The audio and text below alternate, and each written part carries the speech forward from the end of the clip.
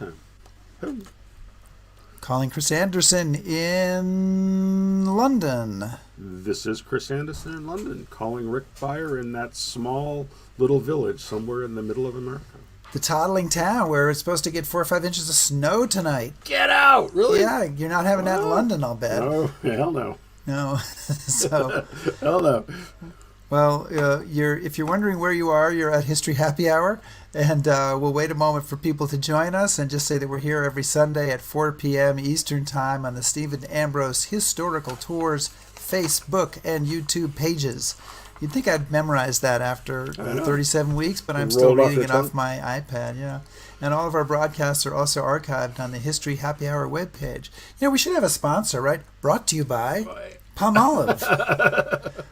But sadly, we don't. But everybody, please check in with us and let us know where you're coming from. We got Rob from Kings Park, New York. I think that's not terribly far from where our guest is from. And Valerie from Normandy. And who else do we have here?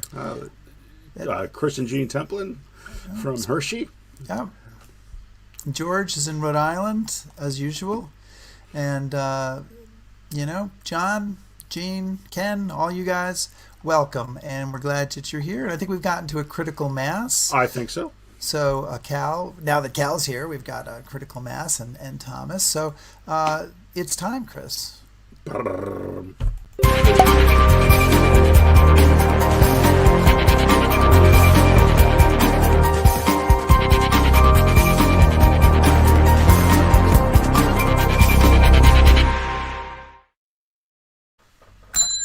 And the bar is open. What are you drinking today, Chris? I'm going to start out with a really nice Santamillion, and then I have a beer for backup. All right, excellent. I'm just basic beer.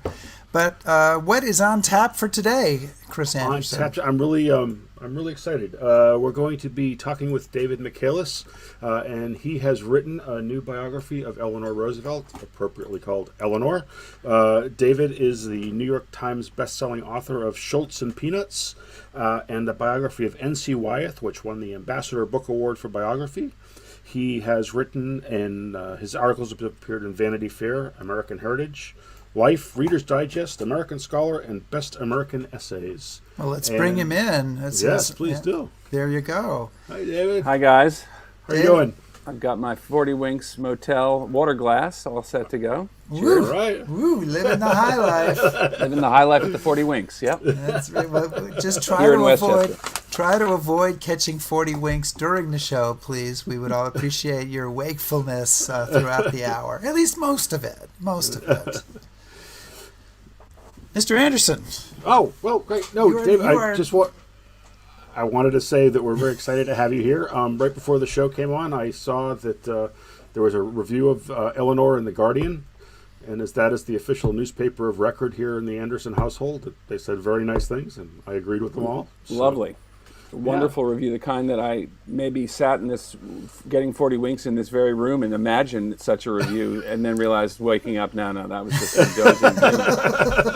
dozing. It doesn't happen that they're that nice. And actually, the thing about that review is it was a review. It wrote about, it discussed the book. Yeah, absolutely. Yeah. And not just the life, which is great.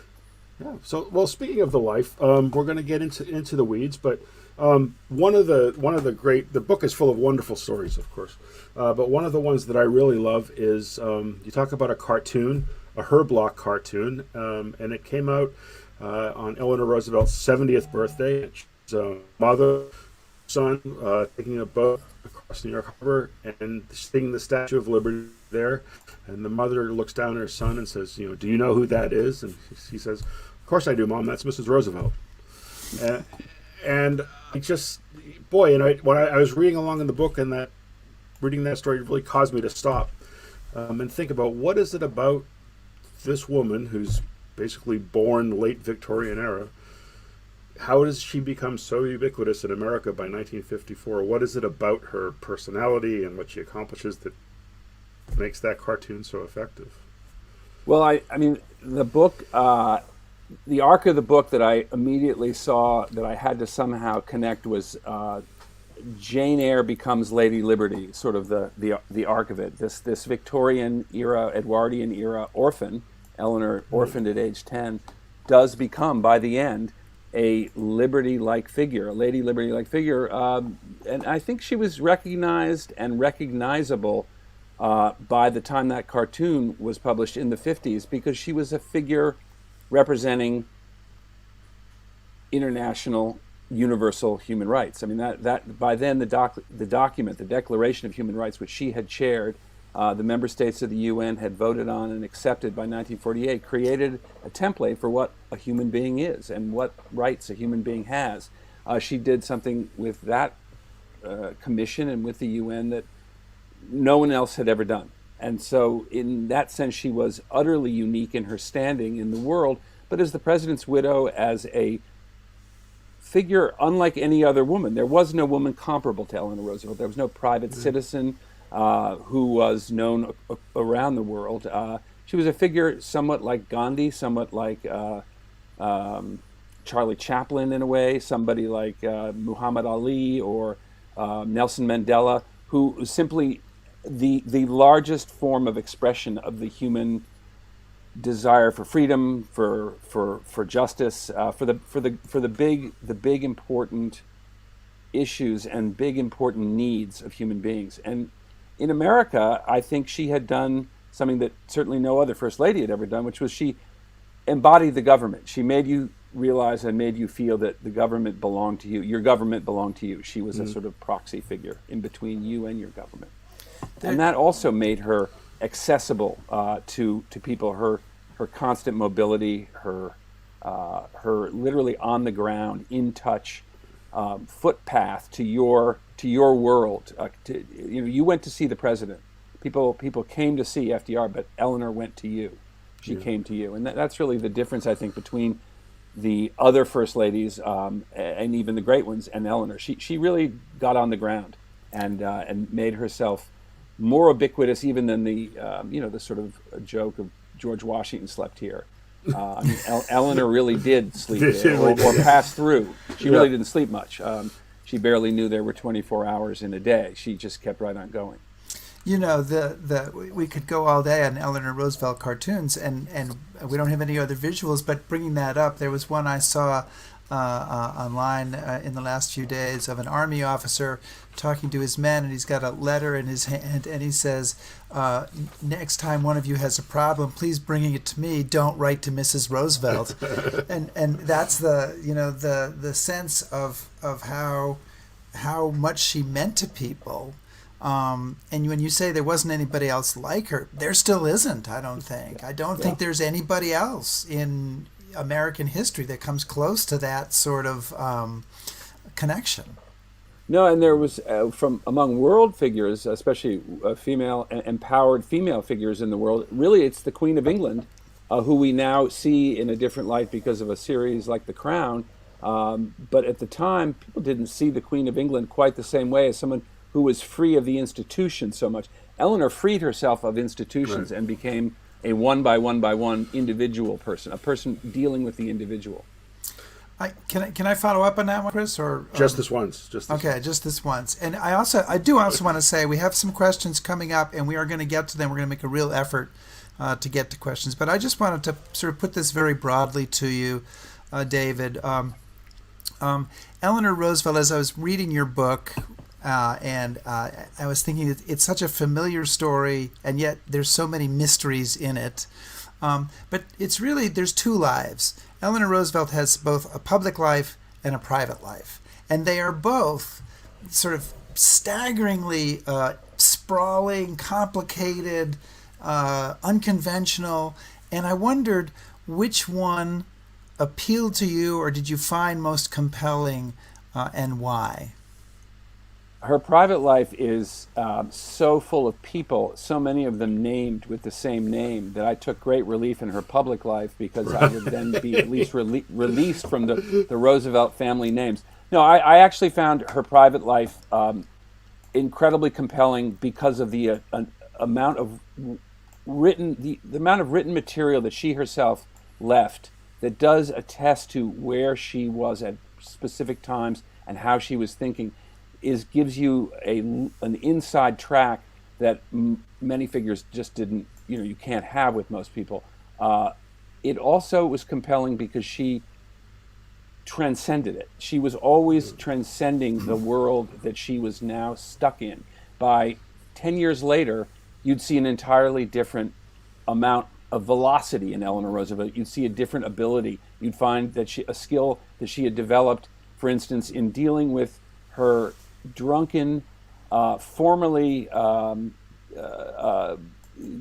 athletic uncles, her mother's brothers, who had been tennis champions in the 1880s. By the 1890s, were falling down drunk, were getting in scrapes in the Tenderloin district in Manhattan, and Eleanor was sent frequently as a young person, as a 15, 16, 17-year-old teenager, to bail them out. I mean, it was Eleanor who went to court with them when they were had suits thrown at them for assault and various other things that their alcoholism was getting them caught up in. And the skills she developed in dealing with those men, in dealing with those courts, with the system, you see later on, you see that's something that she builds on. She always found a strength within herself from each crisis she passed through, and it's that strength that shows up the next time. So there's a gratifying building of a human being, a becoming of a human being, which every biography really is. But in Eleanor's case, it's dramatic, and it's dramatized that because each section of her life has cause and effect on the next section. And what she learns as First Lady of the state of New York in visiting prisons, in visiting hospitals, in being suspicious of what she's being shown, even per FDR's instructions, lift the lid on the pot on the stove. Don't just accept them telling you it's all good. Be sure you look in, you see, you count the number of undergarments on the line behind the house, etc.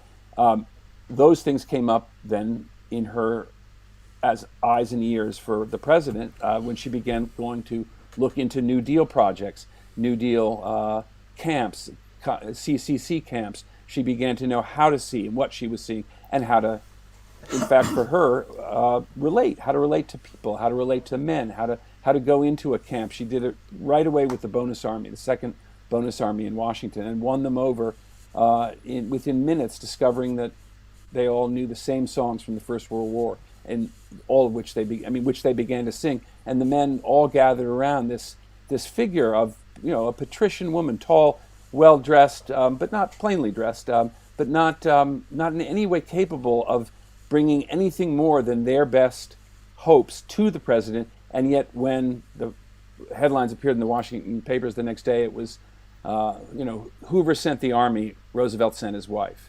And it was an entirely different approach to how do you connect with the people. So David, I mean, we just touched on a lot of what I was going to kind of mention, but just so people have a clear baseline, very briefly, what is her childhood like? I mean, it's safe to assume that she is coming from a somewhat troubled background, and what would be kind of those moments just pre-FDR you think that are the most formative or so kind of significant? Well, Eleanor's childhood was absolutely Dickensian. It was a childhood of shame and humiliation and sadness because her mother, a socially ambitious and somewhat marginalized figure, the Hall family, Anna Roosevelt Hall was considered one of the most beautiful women in New York, but her family was one of those families that was becoming marginalized as the Astors and Vanderbilts and Morgans changed New York City into the Gotham City of the railroads and oil, and there was an entirely new class of wealth that families like the Roosevelts and the Halls were slipping down and away from. And Eleanor's mother was hanging on, in a sense, and really trying to establish herself. And that mission to make herself into a social leader left her continuously contemptuous of this young, small child, plain but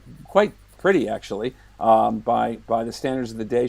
Eleanor's looks were commented on in magazines very favorably, and her mother saw in her, though, a sort of stern, solemn, old-fashioned, fussy, not a very not a good reflection, not a perfect reflection of herself, which is what she wanted to see.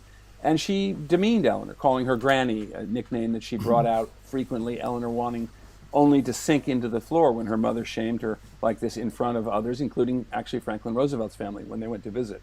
There was a much larger tragedy in Eleanor's childhood, which was her father's drinking and her father's alcoholism and her father's inability to find a role for himself in the world. And as Theodore Roosevelt's younger brother, that was a tough place to be.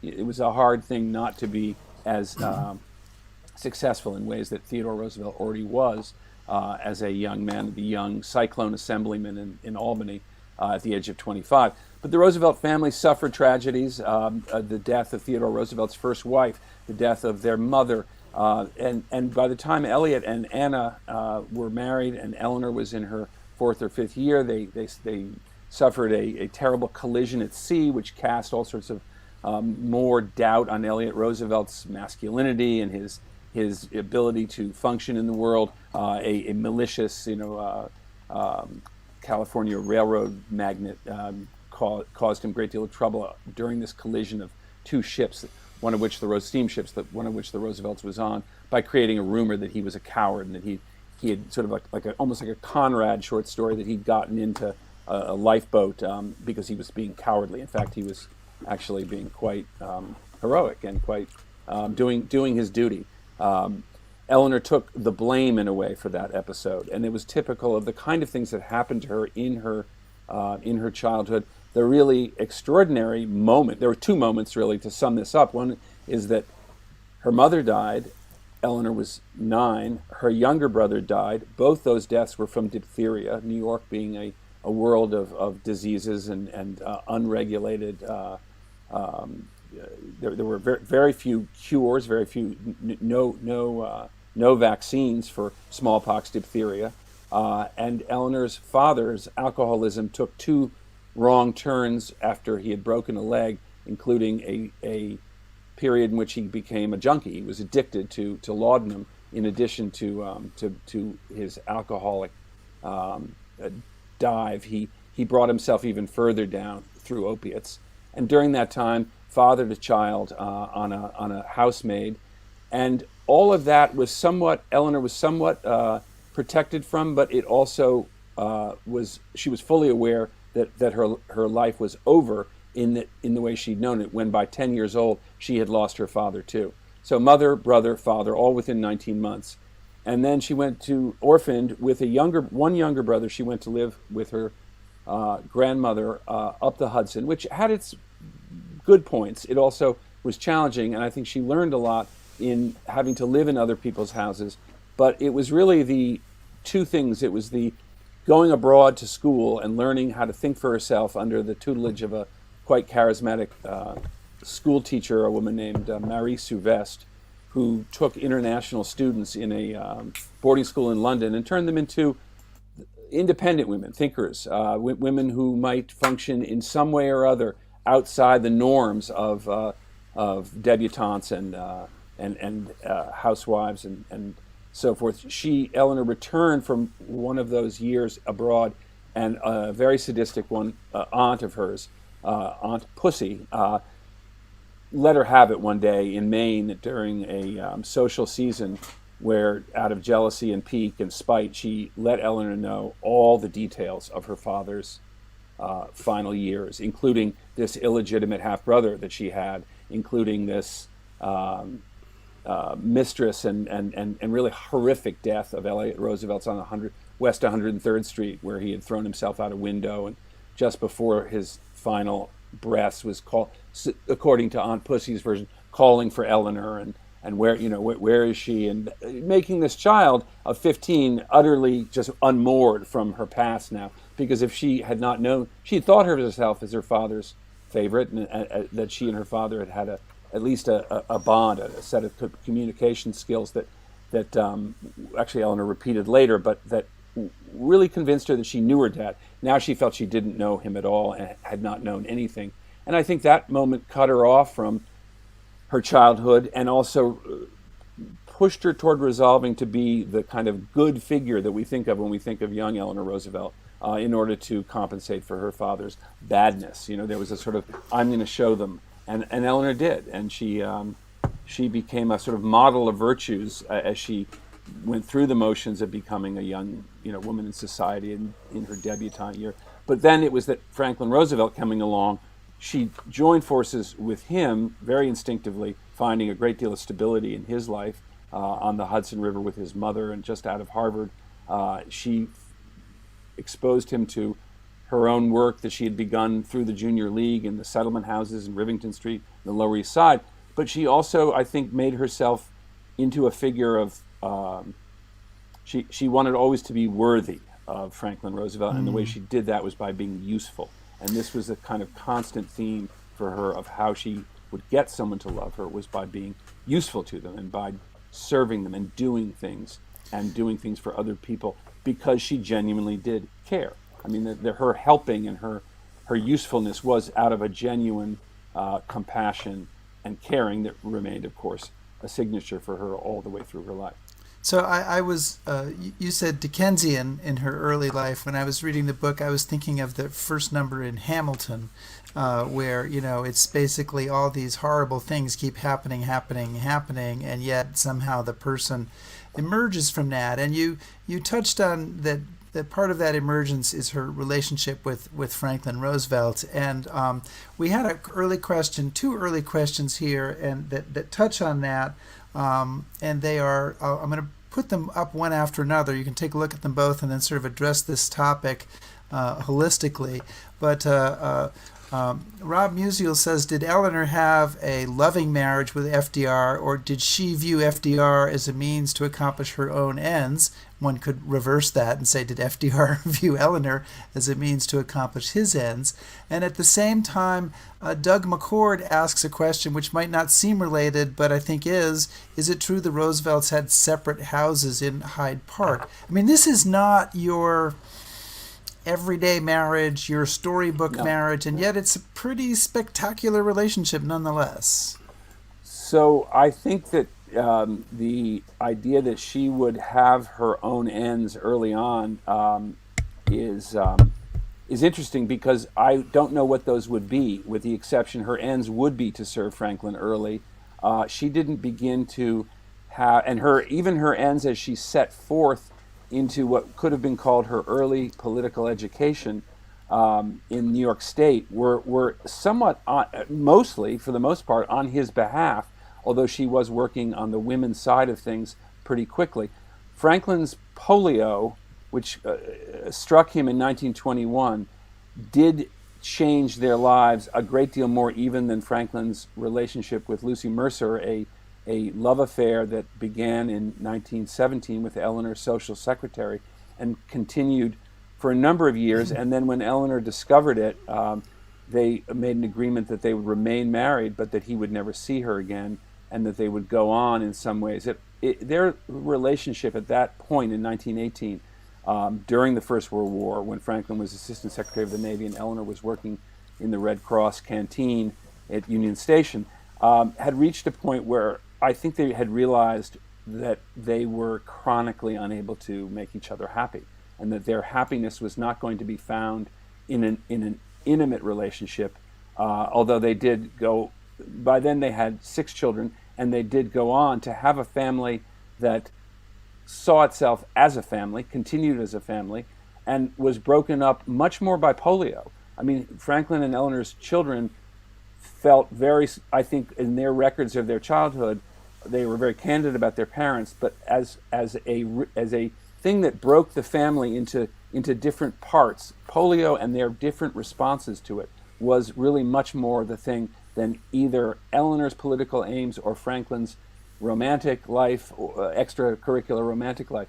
I think that the understanding they always had, it began when they first met, was they were both actually they were both as teenagers oddballs. I always thought of it as like a compact of oddballs. They didn't, neither of them connected with their peers.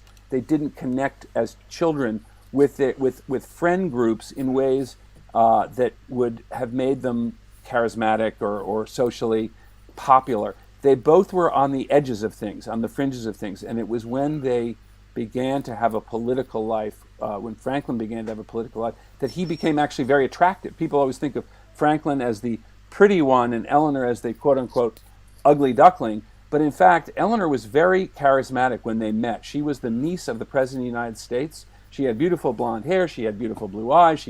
They sparkled when she smiled. She had a sense of radiance at times, but she was overwhelmed by a kind of sadness and melancholy from her own private life that she never quite escaped. So she also didn't photograph very well. But Franklin's charisma, his charm, his effervescence, his champagne quality that Churchill later talked about, all came from being in touch with people and being a public figure in a way that he loved the attention. He came alive when he had an audience, and Eleanor was just the reverse. Their marriage separated in the 20s into two very productive side-by-side, I thought of them as kind of cottage colonies, because Eleanor's house, the little cottage at Stone Cottage at Valkill, was about 3 miles away from the big house at Hyde Park that Franklin had grown up with, and that indeed his mother continued to live in. And that when Franklin came to Hyde Park, back to Hyde Park, as governor or as president, he stayed in the big house. He stayed in his bedroom there, and Eleanor would return to her bedroom there, and they always considered it their home base, and the children very much considered it their home base. But Eleanor's life began to take form at Valkill with other political women, and as she got older and as time went on, and during the presidency, and a relationship she began with an AP reporter, Lorena Hickok, it was her own refuge. It was a hideout, but it was also a place where people from then until the end of her life, a lot of political activity was always going on around Valkill. She had a furniture factory that she created with one of her close friends, Nancy Cook, a woman who, with her partner, Marion Dickerman, had introduced Eleanor to New York politics, to the women's division of New York politics.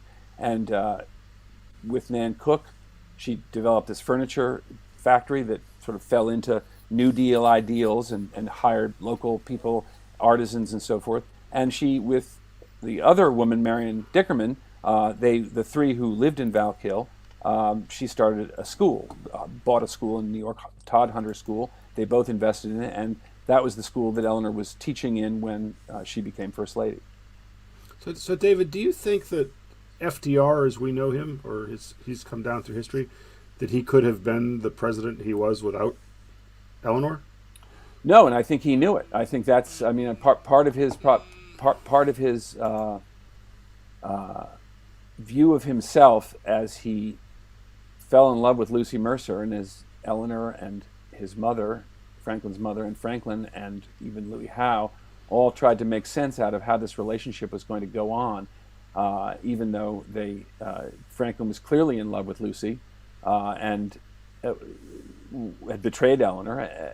If Eleanor would stay in the marriage, and both Sarah Delano Roosevelt and Louis Howe helped her get to a place, I think, where she could see moving forward with Franklin, it was partly because he was going to stretch his life on the iron frame of Eleanor's character, her conscience. I mean, this is someone who was dedicated to facing things, to seeing things for real, to not denying them, to not turning away from them.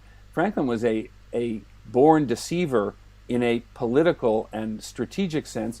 He'd grown up with a very overbearing mother, an only child, who figured out how to get his mother to do what he wanted and to get what he needed by going kind of around the side of her and figuring out how to maneuver so that she would never feel as if he was actually deceiving or lying to her, but that he could maneuver her into a position where his white lie was going to get him what he needed. And that was a standard interpretation, I think, of FDR among his biographers, that you saw this. But when you see it in context of Eleanor, you see how hard it would be for them to really get along as intimates with each other. They never lost respect for their fundamental values as Roosevelts, as Democrats, as patriots. Their love of country, their love of an actual caring about what happened to people was genuine and symbiotic, and also fed into their politics and the policies of the Roosevelt administrations in ways that became crucial, I think. You can't see Franklin, I think, really without Eleanor at his side, becoming the president he became. I'm going to bring in another question from our audience. You touched on Lorena Hickok, Hick, as she was known to Eleanor, and Libby Meyer wants to know, can you tell us a little bit more about that? She is that really starts around the time of the election, right, in 1932? Yeah. Yeah, I mean, the important thing about Lorena Hickok, I think, is that she was a professional who was the star AP reporter of her day. She had covered the Lindbergh baby kidnapping. She had broken scoops on the front pages of newspapers across the country. She herself had suffered a childhood not unlike Eleanor's, even more cruel in some ways. Her father, an alcoholic, had abused her badly, and when Lorena Hickok's father finally died, they asked Lorena Hickok, someone in the hometown asked Lorena Hickok what should be done with the body and her father's remains, and the answer was send him to the glue factory. She had absolutely no love lost for her upbringing, and she wanted nothing more than to make a life for herself, and was doing that extremely successfully when she met Eleanor and fell in love with Eleanor.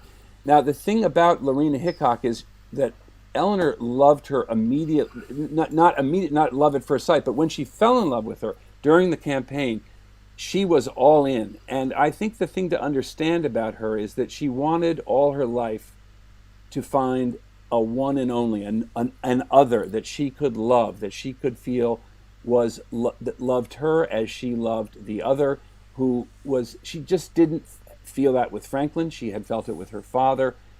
She had understood that with her school teacher, Madame Souvestre. She understood with Nancy Cook and Marion Dickerman, who were more overtly lesbian, that there was a possibility for intimacy between women.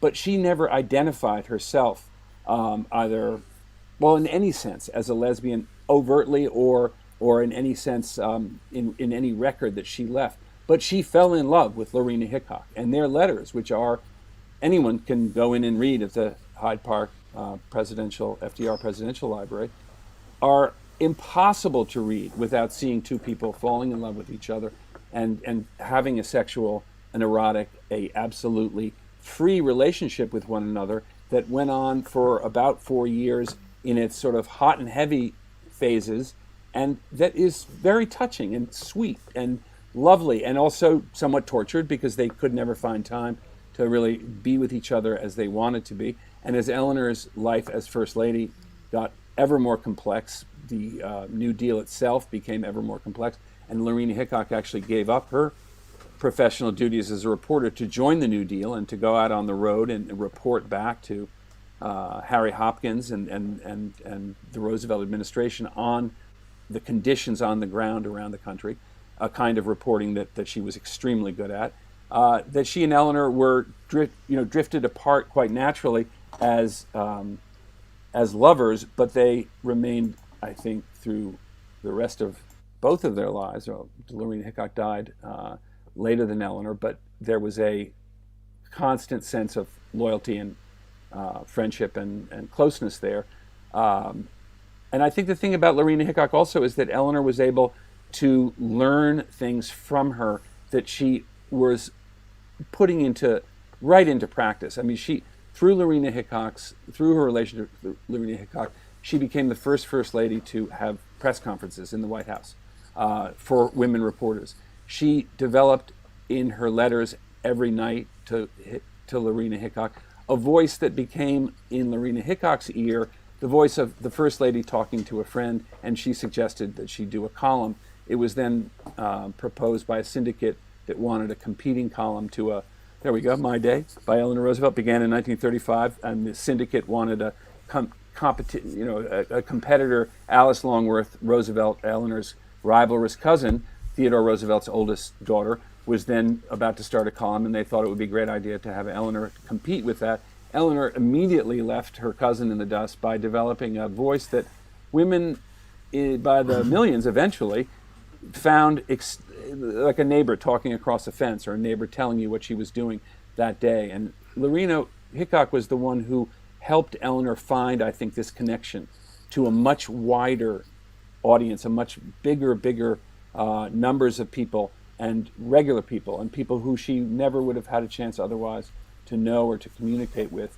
And it was Lorena's, sort of grittiness and her compassion and her eyes on things that helped. She was Eleanor's eyes and ears and legs the way Eleanor was to Franklin. And I just want to say, as a writer, Eleanor Roosevelt puts pretty much everybody to shame. So she it's one thing to say, as you did, David, she wrote a column. Okay, she wrote My Day, 6 columns a week for 25 years. I mean, I think if I write an op-ed piece every couple of weeks, I'm really steaming out there, and she is churning it out. Yeah, and she missed 4 days when the president died in 1945, April 12th. Can't use that excuse again. Yeah, and I think we'd actually see it today as more of a live blog, because it's her thoughts in real time as things are happening, and it appeared regularly. The syndication was a bit of magic of the 30s, along with radio, that was bringing these voices to people very quickly in ways they never had before. It's hard to remember now. I always think of this with Franklin Roosevelt. It's not just the pictures got small. It's that at the time FDR and Eleanor were seen by fewer people than today would see anybody comparable. When they appeared in a town, it was as if it was as if a piece of Mount Rushmore had just suddenly become active. They were such legends. They were so little seen by people, except, let's say, in a given week on the newsreel. You just didn't have this 24-hour, minute-to-minute exposure to celebrities. It was beginning, of course, to be more and more that way. And the radio culture was creating a new culture of closeness. FDR's fireside chats are all about getting close to people with his voice. Eleanor did the same with her image. She learned how to smile. She learned how to be herself. She learned how to wave and connect with people. But she particularly learned how to listen. And that was one of the great skills, I think, that she brought to the job of First Lady, in addition to mobility, was actually going into places and not just listening for what she wanted to hear, listening to what they really were saying and actually taking action on it. And I think that's why that cartoon of the corporal saying to the soldiers, write to me if you've got complaints, not to Mrs. Roosevelt, because when she would visit soldiers during World War II in hospitals, she would take their phone numbers and call their wives and mothers at home. She would take a list home with her and connect with people and send things. Do you have a message that you need taken somewhere? And she would be a sort of universal post office for GIs. And the way she connected, Bill Clinton had a magic of remembering things over weeks, people's names and so forth, that was well known at the time. Eleanor had this going on for years. She would remember she would meet someone later, 10 years later. Oh, I remember, I met you on Iwo Jima. You were the boy who, astonishing memory for people and their names. And sometimes in her later years, she would forget, and someone would say to her, did you know that? But she said, no, I can't possibly remember everybody. But she, for a long time, from the 30s through the 40s up to the 50s, she did have this magic with people, and they never forgot it. A meeting with her was something they never forgot. So, David, one of the things that there's so much I want to ask you about, but in the interest of kind of covering some of the bases with our questions, I want to turn a little bit now to post-war. And in December 1948, she shows up at the United Nations, and she gets a standing ovation. Now, I should say that she's the only person that's ever been so honored to get a unanimous standing ovation from an international body. What had she done, and what was her involvement in the creation of this that wound up with her getting such a high honor? Well, one of the collective memory holes at the moment we're getting so far away from World War II. We're even getting down to have we lost our last veteran actually walking the earth? I think we're pretty close to not having. We're getting closer, but we have a few. We haven't, World not War quite. II, We're not quite at the definitely have a few. Confederate, the last Confederate general type moment. But No. but what we've forgotten is how people experienced the years just after the war, after VE Day and after VJ Day, which was an absolute abhorrence that anything of that scale could ever happen again. So how would you stop war? Well, one of the ways, and there's a wonderful book by David Nassau right now out about the years in which hundreds of millions of displaced, tens of millions of displaced people were in different camps, different places around the globe. The Last Million, I think it's called, right? Yes, exactly.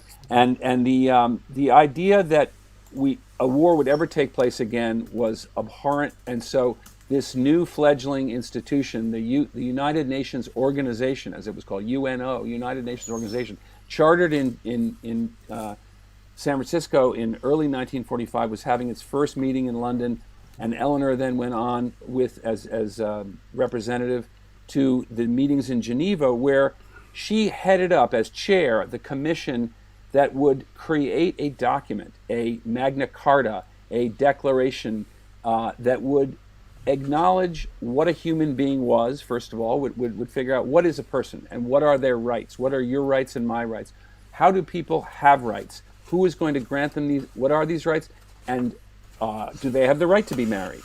Do they have the right to clean air and water? Do they have the right to do they have the right to be stateless, or must they be attached to a certain state?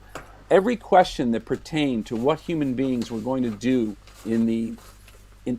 today and in the future as creatures of a planet on which no war should or must ever take place again, particularly because, of course, at that moment, the U.S. had the atomic bomb, and very quickly Soviet Russia did, and of course that created the Cold War and the moment at which we realized that annihilation was possible for the first time with very little, potentially with very little trouble. And I mean, it could happen very quickly that without a UN, we could get ourselves into nuclear annihilation.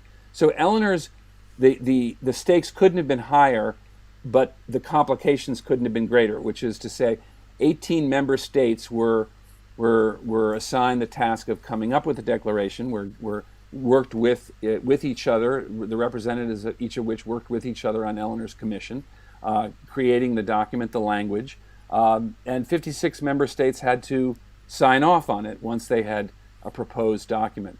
The complications in each case of the culture of each country, their religious, their financial, their social and moral obligations, duties, beliefs, systems, all mismatching, all had to be brought somehow into some kind of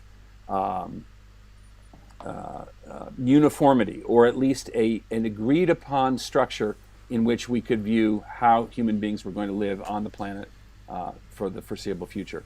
And that was accomplished over time in a way that Eleanor, I mean, I want to say it's about listening, and it's about patience and tolerance. It's about understanding that human beings are human beings, and about how limited we each are in our abilities to connect with others. And it was her absence, I think, it was her absence of arrogance. It was her absence of needing to dominate. She was in a very complicated place with the Soviets, because they would immediately turn upon her and say, we're not going to be criticized by you. Look at what you're doing in Alabama. Right. Look at what the United States is. You're having lynchings. You're lynching. There are lynchings of U.S. veterans happening right now in the state of Mississippi. How can you possibly criticize our human rights agenda? And they would try to embarrass her in the public forum of the UN with events that were taking place in the post-war years in the U.S. that she always found a way to negotiate, I think, around and with. She had a very good, very clear relationship, actually, with her Soviet counterparts on certain things, and took very little. She was able always. She treated them like her sons. She always said she had learned from her sons a way to to let men be men without shaming or mocking or humiliating them, but putting them into their place when she needed to get something that needed to be done. And the trick of Eleanor Roosevelt always is, and I found that it helped me write this book, which is, if you get bogged down in words as a writer, quoting and getting involved in letters and papers, you get a little lost. Everybody writing a term paper can get to this place of, oh my God, this is too many words. I did with her what people, I think, have been doing in the last numbers of years politically, which is, what was done? What did she do? What was the next thing that she did? And Eleanor Roosevelt was a woman of action.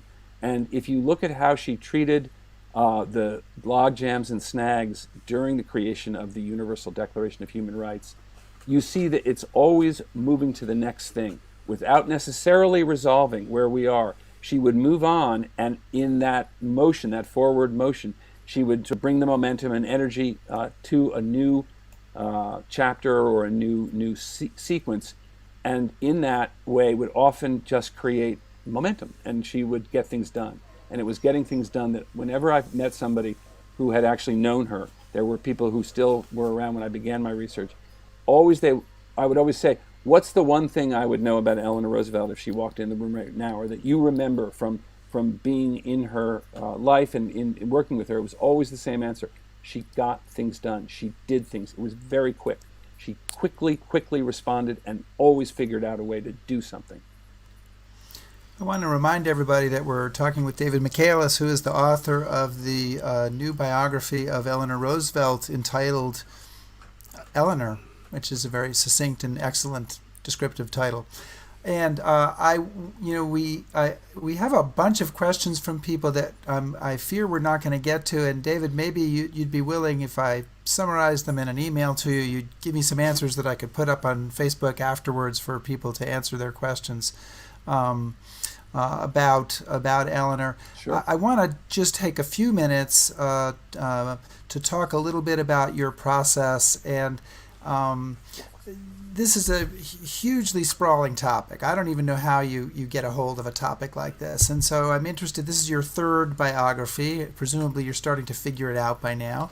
And how you approach it. And you did send us some pictures, and I'm happy that, that sort of your notebooks and stuff. I'm happy to bring some of them in, but kind of give me a sense of how you approach this, and maybe help me show some of these pictures, talk about what they are. David, Rick is just trying to get ideas. See, so yeah, I am totally doing that. So I have my notebook right here, and I am ideas from my kids, because we've done this. That's the whole point of the show, is to borrow whatever ideas we can.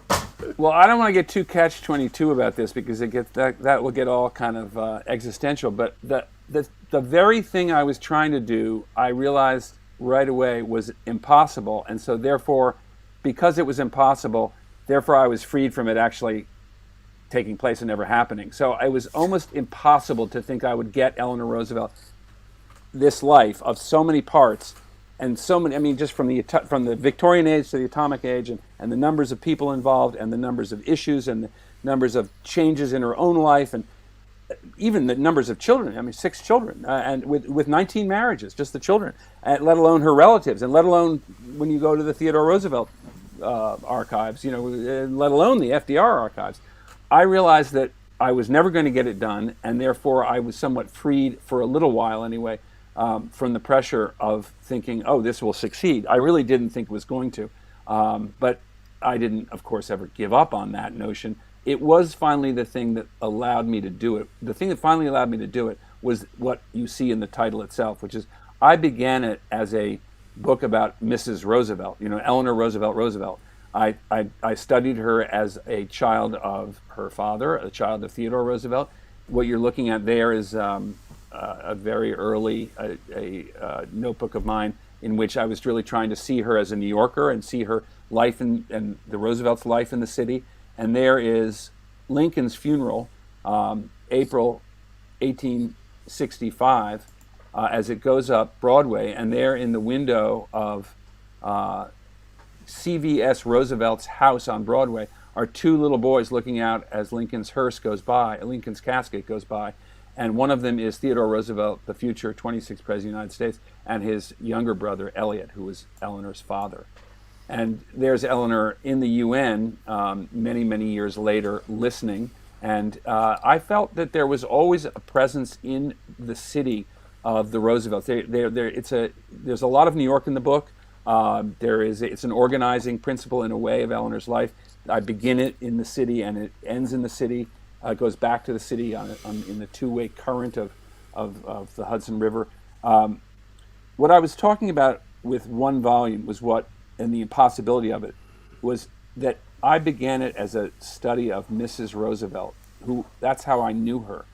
And it was only finally, I kept thinking, my dad was born in Berlin and was a scientist and lived in London for years and then in the United States. And he's a very thorough person, and I tend to be sort of thorough in my research. So I want to resolve things, and I want things to have conclusions. None of this ever worked out that way. And Eleanor's life itself didn't have, I thought there would be nice, neat packages almost in the way some of these things would resolve. And it was really finally in accepting that they didn't resolve that way, and in seeing her much more as herself, much more as a woman who had complications and could not figure things out always, and who was not always in control of her life, and yet was figuring out how to let go and understand herself better. All of the things you do to get to know somebody as they really are, as she herself was getting to know herself as they really are, helped me kind of come to the point where I could actually call her Eleanor. It was a matter of some oddness to me in the beginning. I didn't know what to call her on the page. It wasn't going to be Roosevelt. It wasn't going to be Mrs. Roosevelt. You can't call her Mrs. Roosevelt. What was she going to be known as in the book on the page? How would I follow her? I would be at her elbow going through things, but what would she be? Would she be Eleanor? And then finally she was. And finally I was able to do that without feeling I was being undignified with her or being opportunistic in some way about her. It was sort of at first also, what is a man doing writing a woman's life? And it was sort of Madame Bovary time, Flaubert saying Madame Bovary c'est moi, and I didn't want that. I didn't want people to think I was writing a book to try to figure out how a woman's mind worked as a man, but I also felt after a certain point that I just understood her as a person. Spending the time I spent getting to know her, I felt really comfortable with her after a while, and it helped me be comfortable with the long, unwieldy process of writing this long life. You get all that, Rick? Yes. Well, also Simon & Schuster, I had an editor at Simon & Schuster, Alice Mayhew, who had a brilliance about narrative. She's Bob Woodward's editor. She created the Washington book. Wasn't she Stephen Ambrose's editor? Yeah, exactly.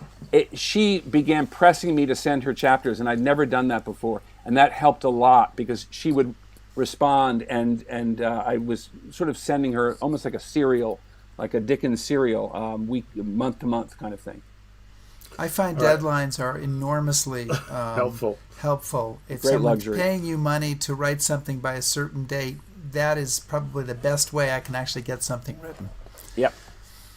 You're hard pressed to find another reason to actually get in and sit down and do that German thing of Sitzfleisch, just putting your ass in the chair and actually getting it done that day. It's there's too much distraction right now. It's the hardest thing in the world right now for people, I think, and with COVID and all the rest of it, it became really difficult for people to stay focused.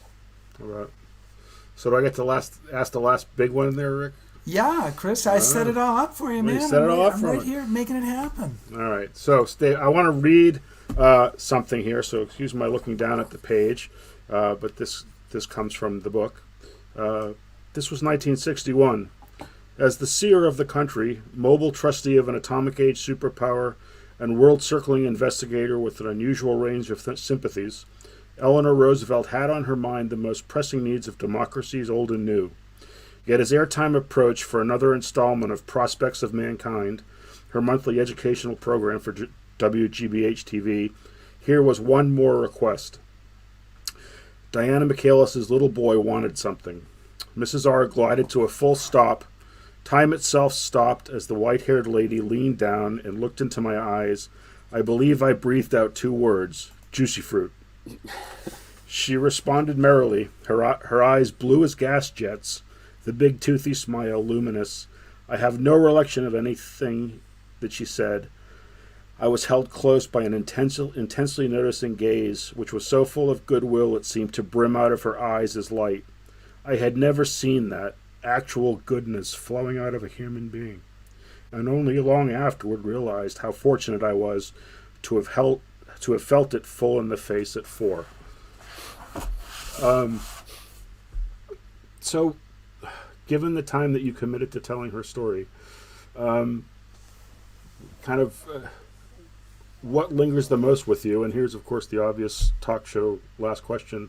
What do you think we should take from her today as we're living in 21st century America with a few difficulties on the horizon? Yeah. I mean, I think the simplest thing to take is kindness, of course. She always saw it, I think, as a certain kind of magic between human beings. I think Eleanor saw democracy as the part of democracy that she focused on was the part that doesn't necessarily isn't about institutions being balanced by checks and balances, isn't about the executive and the judicial and the legislative branches all being balanced. It's about how human beings are treating each other, how we as citizens are treating each other, and it's about the reciprocity that democracy requires. And so in that reciprocity is about listening, it's about being kind, it's about giving the other person maybe the benefit of the doubt at first, so that you can hear what they're saying. All of that is important, I think. I think she also was the daily reminder, the conscience that said, if you want to be a citizen in a democracy, you do have to do something for it. And I think the last 4 years have shown us very distinctly that we do. We have an active role to play, and we have an active response, and we can't sit around assuming that someone else has got this or someone else is going to do it for us. We have to do it ourselves. And she took that message every day to people, and she gave it to people through various different media, of course. And I felt that what I felt as a 4-year-old, as the son of one of Eleanor's TV producers. My mother was working with her on a program up in Boston at Waltham, Mass. at WGBH, which was being broadcast from Brandeis University. And I felt from this woman a sense of, as I said, goodness, but what it was a completely unconditional interest in you, you the person. And so I think that treating people as individuals was the medium through which she communicated the idea that everybody is important and everybody has a role to play. And the Universal Declaration of Human Rights is a document that says you are important, you are somebody, you have rights, you are a person. This is not to be taken with anything other than the most important, as the most important role of government and of each of us toward each other. I do think I'm going to miss her a lot. I'm going to miss the kind of feeling I had with her, which was that I can get through this too. I think she leaves people always feeling that whatever their challenges, whatever their misery is, whatever the world is throwing at them, they can do it. They can get through this too. And I think people reach out for hope, and I think she gave it to people, and she gives it. She certainly. I was terrified that I wasn't going to actually ever finish. I was terrified that by a lot of things, that I wasn't going to get things right, that I would forget things. But I always felt with her that I would be able to get through it, and that it would be enough. That she lived in a world where good was good enough, and I don't think she was a person who looked to people and said, be excellent or be best. She said, and by the way, she loved Christmas, loved it, adored it, which is a very telling thing about her. That she loved Christmas and started shopping in January 1st right. Every year. She began her Christmas shopping for the following year. But she was not expecting you to be a genius. She was expecting you to be your best self, to be yourself as who you were, and she wanted you to be yourself. And that kind of goodness is that feeling that you get from a grandmother or an aunt or a mother or obviously father, uncle, and brother and so forth. It's someone who is in your favor, someone who wants you to succeed and do your best. And that's who she was. Well, David Michaelis, thank you so much. And as a former resident of Waltham, thanks for telling a story that took place in Waltham. Love Waltham. And I want to just say that David, again, is the author of the new biography, Eleanor.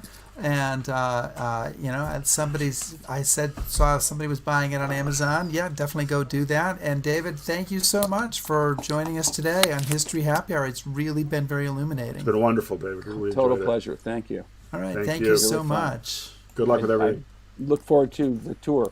I look forward to Normandy Yeah, to the Rhine. sign you We'd up. love to have- we'd I love really, to have seriously, I can't wait. Sure, the folks from the tour company are on the line. They'll probably be calling you within the hour. So. Good. All right. No, Thank I you. can't wait. Sign me up for the first one.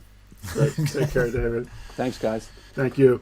All right, there we go, Chris. We can pass that along to Yakir and Edie and be moving on that. So I have a kind of a history all around us related to this. And you may remember back in 2019, we were in Normandy. We were at the 75th anniversary of the of D-Day there in Normandy, and then I came home. And on my way back, stopped in Hyde Park at the FDR house and museum there to do a presentation on a certain topic, which I wouldn't dare mention right now. And, No, good. Yeah, no, moving right along. No, I'll leave it alone. But I had a moment there to commune with Eleanor Roosevelt, and luckily for the both of us, there's a photograph that I can use to share this moment with you. And so that you can see that Eleanor Roosevelt was also a big fan of the Ghost Army. A lot of people don't know that. And cheers. You turned to her to that. stone. You turned her to stone. I did.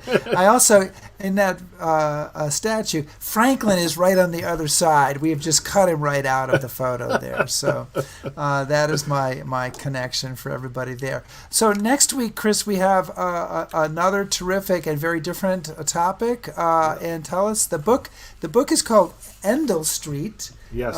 And it's suffragette surgeons in World War I. What is this story about a little bit? It's a fascinating story. It is the story of two society women in Britain who decide that medical attention to the boys in khaki is not good enough. So they go through a lot of hurdles, and they set up the first hospital in Great Britain, staffed entirely by women during the Great War.